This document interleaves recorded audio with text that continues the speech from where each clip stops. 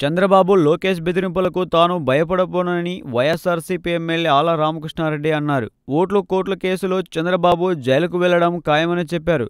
వైఎస్సార్సీపీ కేంద్ర కార్యాలయంలో ఆయన విలేకరులతో మాట్లాడుతూ సదావర్తి భూముల వ్యవహారంలో కోర్టు తీర్పు లోబడి డబ్బు కడతామని తెలిపారు. తాము డబ్బు కడితే ఐటీ దాడులు చేస్తామని మంత్రి నారా లోకేష్ చెప్పినట్లు వచ్చిన వార్తలపై ఆయన తీవ్రస్థాయిలో స్పందించారు. ఓటుకు కోట్ల కేసులో దొరికిన డబ్బు ఎక్కడి నుంచి వచ్చిందని ప్రశ్నించారు.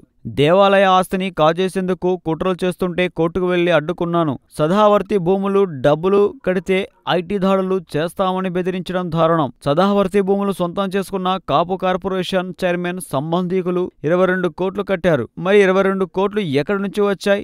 వారి మీద ఐటీ రైడ్స్ చేయించారా? బ్రీఫ్డ్ మీ అని మీ నాన్న ఓటు కోట్ల కేసులు దొరికిపోయారు. ఆ డబ్బు ఎక్కడి నుంచి వచ్చిందని అడిగితే మీ నాన్న నోరెత్తడం లేదు. కోర్టు తీర్పుకు లోబడి నడుచుకునేందుకు ప్రయత్నిస్తుంటే లోకేష్ బెదిరింపులకు దిగారు. 2 ఎకరాల నుంచి నీ తండ్రి 2 లక్షల కోట్లు ఎలా సంపాదించారు?